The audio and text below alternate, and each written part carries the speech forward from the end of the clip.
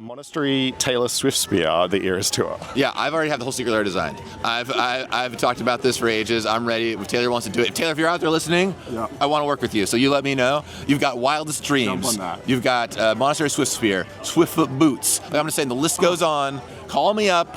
You know your buddy Post Malone plays. Yeah. It's time. SIFTER.com.au. Hi there, this is Roy from SIFTER here.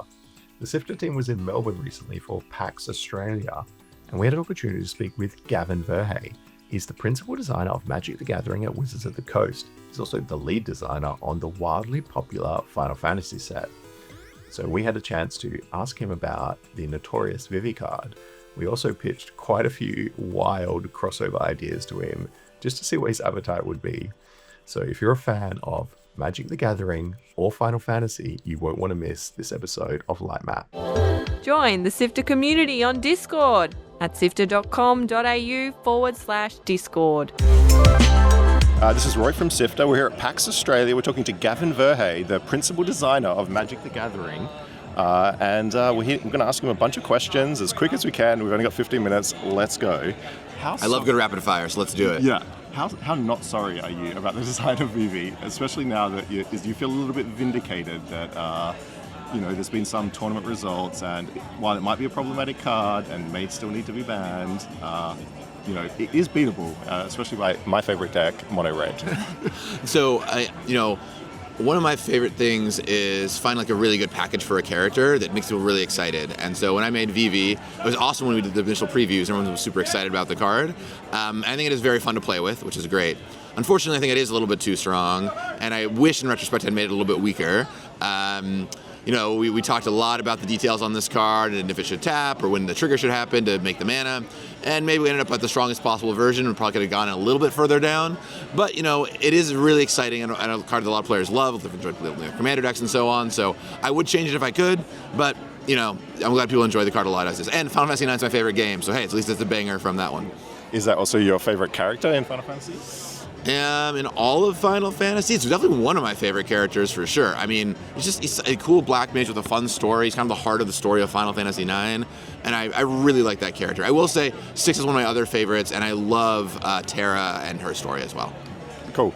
So on the point of bannings, or, obviously you're not going to tell us, or you probably don't know yet, or maybe you do, but have I'm sure you've heard of Canadian Highlander and point-based systems. What do you think of that? We have our own here in Australia called 7 Point Highlander. A lot of people ask this, and they're kind of, there's a lot of pain when cards get banned. Is this a concept that could ever come to Commander?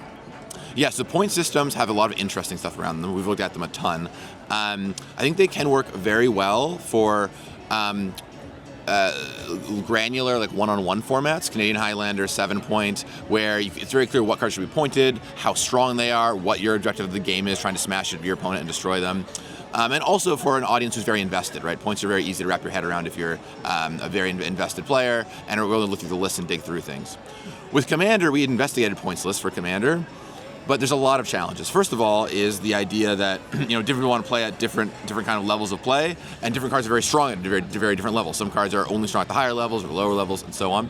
Second of all, the number of cards we need to be pointed is astronomical, and trying to point all the cards you need in your 100-card deck is starts to become a math project. And so we investigated it, but ultimately it was just.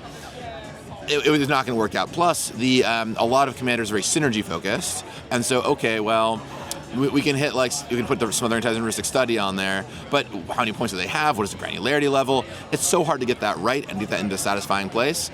So what we ended up doing with the Game Changers list and brackets is it is a little more like, hey, it's a little more vibes based, but you get to have those discussions with your table, which is ultimately the best way to, I think, kind of regulate this, because some people want to play with those cards, and some people want to play decks where these cards are accentuated. So it kind of lets them have those discussions at the table and do that. Where points is just like very rigid. You're not gonna get the values right. You're gonna have to point a ton of cards, right? If you imagine, if we'd taken all the cards on the Game Changer list, which is like 60 odd cards right now, and all of them had points, we had to figure out what the number of points is, how many of them each of them should have, what all the combinatorics are. It gets very complicated very fast.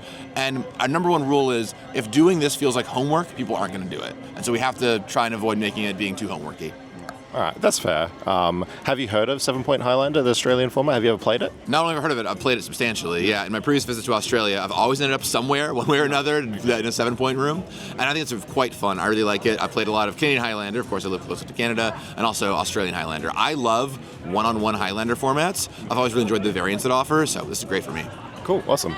Now, we've heard before about the concept of like top-down and bottom-up sets. Now that there's so many UB sets, Universes Beyond, I assume most of them are like top-down. Is that the case? And how challenging is it to deal with different IPs as you have to, always build from the top down and try to find mechanics that can work for that? Yeah, Universes Beyond is super top-down. If you don't know the terminology, bottom-up means you start with the mechanics first, top-down means you start with the flavor first. And Universes Beyond, we super start with the flavor first because the goal is to make it feel authentic and to really have it ooze flavor. So actually, before we even make a single Magic card for the set, the first thing we do is we go through and we look at all the concepts and characters we're going to want and put all those in and start commissioning art for them, right? So like, for Final Fantasy, it's like, well, we know we're going to do Sephiroth and Cloud and Terra and Vivi, and go down the list. And you look at all the story moments you want, you put all those in. And so before even a single card is designed, you already have 150, 200 cards you know you're going to make. And then you start designing cards of those concepts. The commons might get filled out with some random stuff or whatever, but it's very, very, very deeply top-down.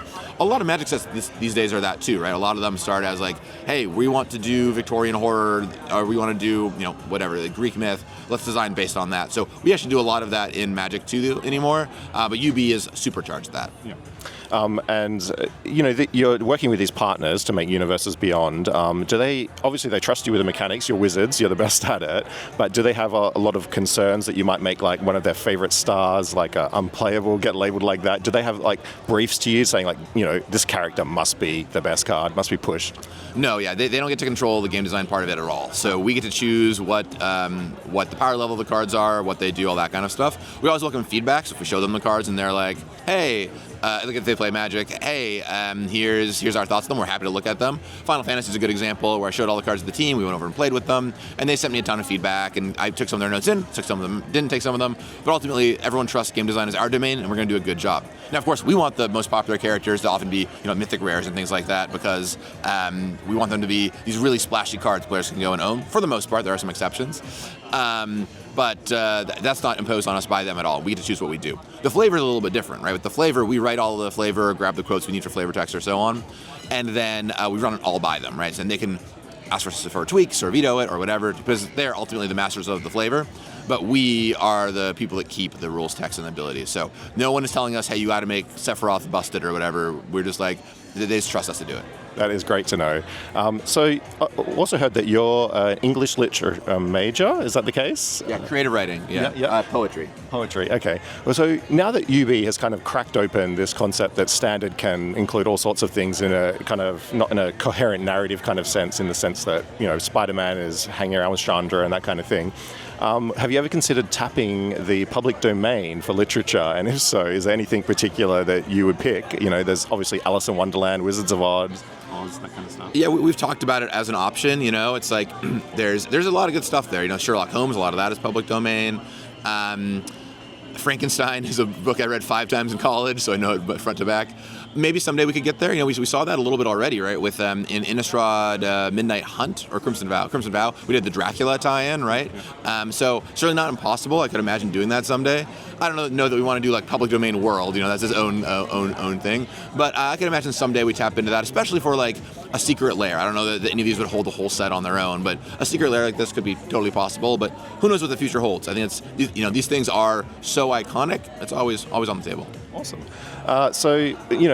Yesterday we saw you did the design a card panel, which was amazing. You had a whole crowd just designing a Magic card, and we built a lot of stuff that's very Australia themed. Now, a lot of Australian Magic fans think this a lot. Will there ever be a set that's inspired by maybe Indigenous culture in Australia? Or, there's the concept of the Rainbow Serpent, the Dreamtime, or is Australia just too silly and the best we could possibly hope for is maybe a silver bordered set?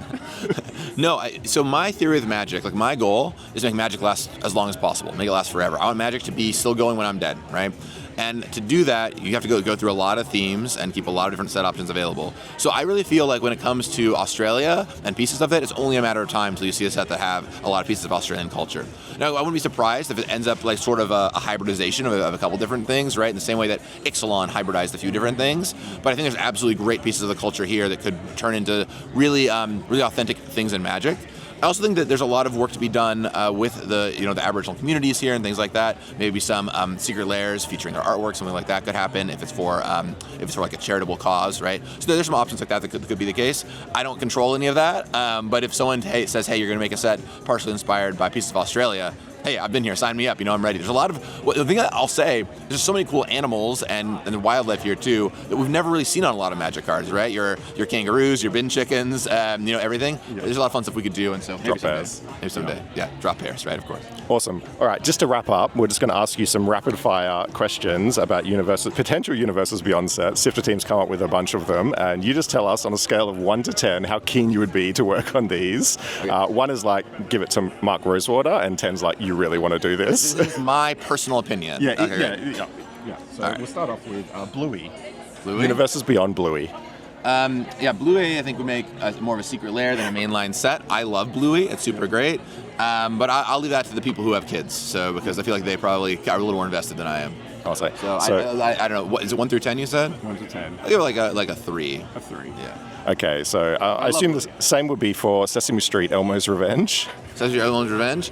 I mean, once again, you leave that for the ones with kids. I just feel like they're more well-versed than I am, but I do love Sesame Street. So. Yeah, fair. All right, so let's move on to some more, maybe some adult ones. Ridley Scott's 1979 Alien. One of the greatest films of all time. Oh, thank you. I would love to somehow adapt some pieces of that to Magic. I've worked on some other sci-fi IPs, so it'd be great. Once again, I don't think it's a whole set. I don't think there's a whole set in there, but doing a handful of cards in a secret lair, that would be a banger. I got so many fun ideas. 1 to 10 on that? Oh, I would love to work on maybe like a 7, right? I've watched that film a number of times. Awesome. So what about Mad Max, a very Australian film? Yeah, Mad Max would be rad. There's a lot we could do there. Very, very Ether Drift vibes, I don't know. Once again, I don't think it's a whole set, but maybe like 6 for me. I haven't actually seen all of them. I've just seen Fury Road 100 times though. So. That's the best one. Okay, so Good Games Morley Cinematic Universe. Oh yeah, that's 10 out of 10. I'm a lore expert. Plus I get to make a Gavin card, so really that's going to be the best. Awesome, and you've also got the Establishing Shot card that can go in there. All right, Monastery Taylor Swift Spear, the Eras Tour. Yeah, I've already have the whole secret lair designed. I've talked about this for ages. I'm ready. If Taylor wants to do it, Taylor, if you're out there listening, I want to work with you. So you let me know. You've got Wildest Dreams. Jump on that. You've got Monastery Swift Spear, Swiftfoot Boots. Like I'm just saying, the list goes on. Call me up. You know your buddy Post Malone plays. Yeah. It's time. Confirmed. Gavin Verhey is Swifty. All right. Charlie XCX, Brat, Egder Summer, all old border. Just imagine, this is like a bunch of really funny secret lair drop where like all the cards have like very simple, are just text for art or something. They're all green cards. That's very funny. Yeah. I don't know. I listen to her music, but it's probably not my project. I'll leave that to someone else. Give that a 4. Awesome. Thank you very much for that. This is the last question. We talk a lot about Magic, but like you're obviously a gamer. You love Final Fantasy, you play video games, I assume. Anything you're playing at the moment, and anything you're looking forward to that's coming out? Oh, that's a great question. I play a lot, honestly, to be totally truthful. I know it's going to sound like a total just party line, but I just do play a lot of Magic. I play a lot of Magic Arena, play a lot of Magic with friends. I'll go work on Magic all day and come home and play Magic. So that's very much what's in my wheelhouse. I will say that I really enjoyed Expedition 33 this year and Blueprints, two real banger games. So, yeah. Awesome. Well, thank you very much for joining us. We really appreciate anyone from Wizard of the Coast coming down to see us in Australia. It's a long journey, and I think I can speak for everyone at PAX that loves Magic, that everyone liked that. It was great. So thank you very much. I'll come down as many times as they'll have me, so hopefully see you next year. This is me telling only your right ear to check out sifter.com.au. This is me telling your left ear to check out sifter.com.au. Thanks for listening to Lightmap. If you want to check out more gaming content, whether it's digital or tabletop, go check out sifter.com.au.